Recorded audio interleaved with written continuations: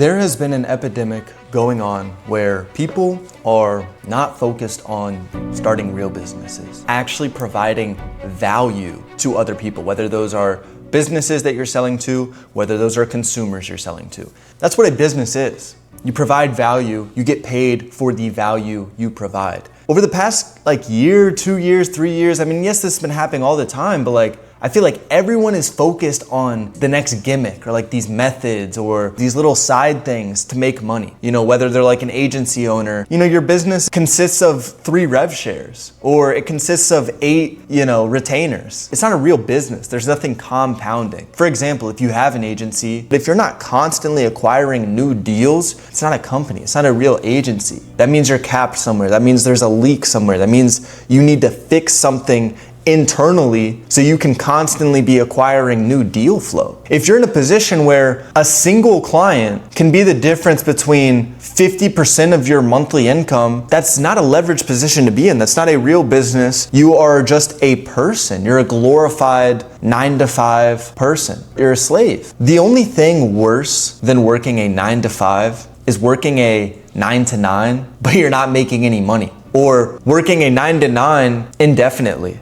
Maybe you are making money. Maybe you have a client and that client is paying you $20,000 a month. Let's say, is that great money? Yes. Look, you're on my video, you're on my channel. I'm assuming, you look at 20,000. Yes, obviously that's real money, but that's not your goal. There's people who can chill at 20,000 a month. If you're gonna chill off 20,000 a month, click off the video. I don't care, fuck up my view duration, click off the video. I'm talking to the people who, actually have big goals. They have big dreams. They know that they can do more. So back to my point, $20,000 a month from one client. Is that great money? Yes, it is. But if that client is taking 75% of your working hours, if that $20,000 per month is stopping you from doing other work, you are a slave. You have golden handcuffs. You're getting paid, but that $20,000 per month turns off the second that client subjectively feels like they can get better, or you're not pulling your weight, or you're not doing this. Maybe it is objective. Maybe you do actually suck. And in that case, you deserve it. But I'm gonna assume that you're good at what you do. I'm gonna assume that you don't deserve it, that you actually do good work, that you actually are doing the right thing. And when clients tell you this and that, that's just their feelings, and then they figure it out over time that they were wrong. Well, look, let's say you were the key piece to this business. Let's say you're getting paid $20,000 per month, whatever the split is, right? You get $20,000 per month, you do 100K, so the offer owner's getting $80,000 per month. And let's say 95% or 90% of the company's or this offer or this business's success is attributed to you. Now, I'm not just gonna make the claim about why you need to be getting paid more. That's not what this video is about. Let's say we're okay with the amount you're making. 90% of this business's success stems from you. You get 20%. That 20% month over month, let's say you just do 100K, easy numbers. You get 20%, that's $20,000. Here's my point. Let's say that business owner is not okay with that 100,000 per month. They're not okay with the results you've been giving them. There's other people in the market. There's people promising things. Maybe they have a different vision, whatever. And let's say they don't want to work with you anymore. You know that you are 90% of this business's success, but they don't know that. They don't think that. Your $20,000 per month, let's say that gets wiped away. Actually, matter of fact, let's say you initiated the end of it for whatever reason. Here's my point. Let's say you worked from 2 years. You have nothing to show but the money you made. Yeah, you learned some skills. In terms of your business, we're talking about you having a business, right? In terms of your business, you don't have a business. You were just a glorified employee. You were just getting paid to give someone your time, your energy, in some cases your money, your effort, and your full attention. Not only that, but you're not acquiring more clients. You're not starting more things because you don't have time. 75% of your working hours is allocated to this business. So if that engagement ends, whether you initiated it, whether they initiated it, you take the L. You have nothing to show for it except the money you made, and now that money isn't coming in anymore. If that business tanks the very next day, if it goes bankrupt the very next day that you stop working with that business, how does that benefit you? I knew I was valuable. You're still in the same spot. It doesn't matter. So you truly have nothing to show for it. Now, I opened up this video a little bit differently. I was talking about how everyone's focused on these gimmicks, everyone's focused on this. Look, all I'm gonna say, those are retarded, those are dumb. I don't know why people are doing them. Start real businesses. All right, let's put them aside. I don't wanna give them too much attention.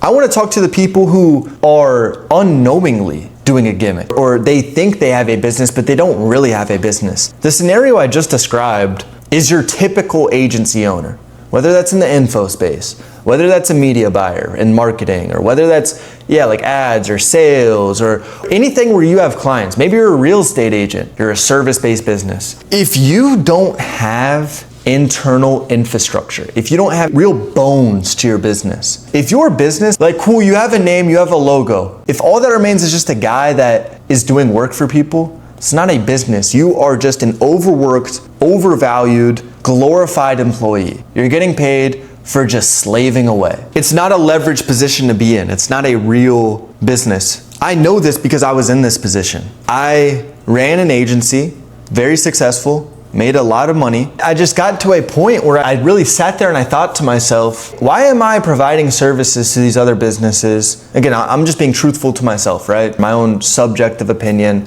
Why am I providing services to these businesses, scaling these businesses, when I know more than the owners of these businesses? Again, my opinion, right? This is just my opinion.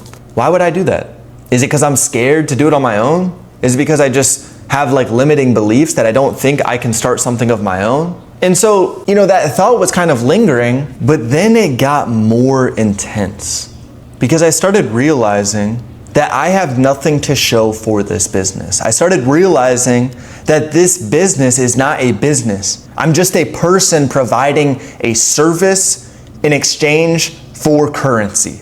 There's nothing there. There's no 5-year plan. There's no generational wealth with that. My family's not gonna be set with that. Forget kids. My own girl can't even be set with that. It's the ideology of it. It's the fact that I am a person providing a service, essentially begging people, less qualified people, to scale their business for them in exchange for no equity, in exchange for very small marginal percent. And yes, you can negotiate equity, but for agency, it's not realistic unless you're truly doing like a publishing model. If you run an agency and you're providing a service, really look at yourself, really look at your business, look at your clientele, look at the numbers you're getting. Maybe you're happy with your monthly income. You think you do all this, I have all these clients. Well, when you really look at it, well shit, only one of these clients is actually profitable. Like realistically, okay, I'm making money from some of these other clients, but only one's actually making money. Or only two's actually making money. It takes real zooming out. You really need to sit down in a quiet space and truly think, completely zoom out and just put it all over there. And just think, what's my plan in 5 years? Ask yourself, do you wanna have a family? Do you wanna have kids? How do I want my life to look? Is my business currently getting me there? I asked myself that question and I said no. Because I said no, I thought, wait a second, is what I'm doing, do I have an actual business? Is this actually a business? By definition, is what I'm doing a business? You're gonna look at your business and you're gonna realize there's some real issues here. There's some real leakage. There's a severe lack of bones. There's a lack of real infrastructure. There's nothing compounding. You're at the whim of external things happening. If other things happen, you get affected. And yes, everyone to an extent is dependent on people. Amazon, one of the biggest businesses in the world, is still dependent on that consumer buying a $5 product. You know what I mean? Everyone's dependent. But for your work, for your livelihood, to truly be at the whim of a subjective decision of another human being. Let's say you have kids. For your kids' dinner to be subject to another human being is not a leveraged position to be in. And yes, at some capacity, you're always going to be dependent, but it is not something you should be optimizing for. And that's the main thing I want to cover. What are you optimizing for? Because identifying it is not enough. Look, $5,000 clients and $100,000 clients is the same amount of work. In some cases, the $5,000 client might be more work, honestly. It might be more of a pain. That client might be more of a fucking idiot. If you identify that you currently don't have a business and what you're doing is just you providing effort, you shouldn't take on that $5,000 client. I don't care if you need it. You shouldn't take it on because what are you optimizing for? Identifying it is not just enough if you're just gonna keep doing the same thing. The question is, what are you optimizing for? So what you need to do is first identify everything in your business. Like, let me strip away everything. Let me strip away these lies that I now subconsciously believe because I've said it so many times. Let me actually look at my business. Okay, there's some things that are wrong.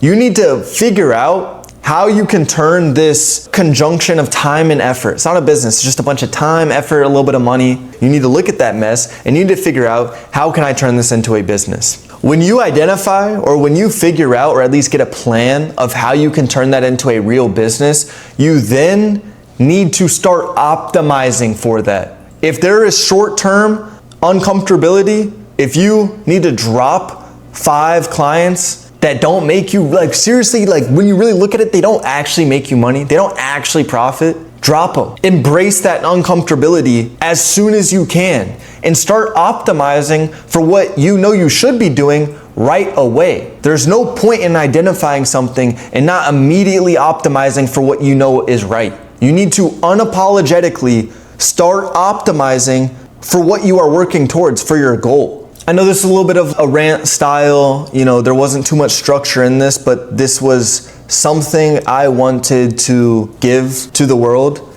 something I've thought about. Now it's not recently, I've made the changes. So right now I'm looking back 6 months around. I want to just kind of say what I just said and you be able to extract. Like I said, if you're on my channel, I'm not optimizing for people that are, you know, beginners or low quality. It's not to say, you know, extract what you can. It's not what I'm optimizing for. Why would I optimize for something I don't want, right? If you are my target ICP, you understand exactly what I'm talking about and you can relate it exactly to your day-to-day. If that's you, I recommend you still take the time to truly think about everything. Maybe get a whiteboard, write out all your clients, write out the money they make you. Chances are you should probably remove all but 1 or 2. Chances are, honestly. They actually make you money, keep those 1 or 2. But think to yourself, what do I need to do? How can I turn this into a real business? How can I stop being a glorified slave and just dumping my time and energy for these minuscule retainers, these minuscule rev shares? Maybe build something for yourself. Why don't you provide agency services to your own thing? It's fairly easy to get some money for yourself. It's fairly easy to get to the point where you don't have to work a job and you can afford yourself. But you want a wife, right? You want some kids, nice car, you want a nice house, you want to travel, you want to do this and that. You need to optimize for that. Stop having this employee mindset and you need to optimize for that and be a real business owner. And I'm going to close out this video by returning to the original point that I opened up with.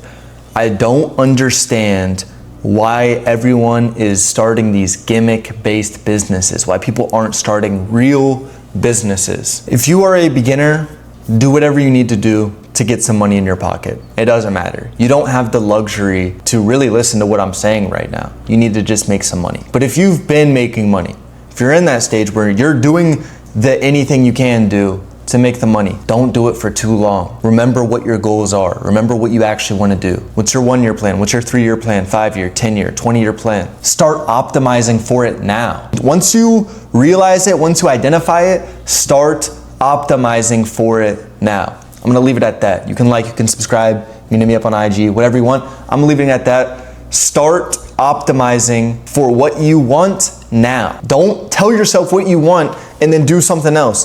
Optimize towards your goal now.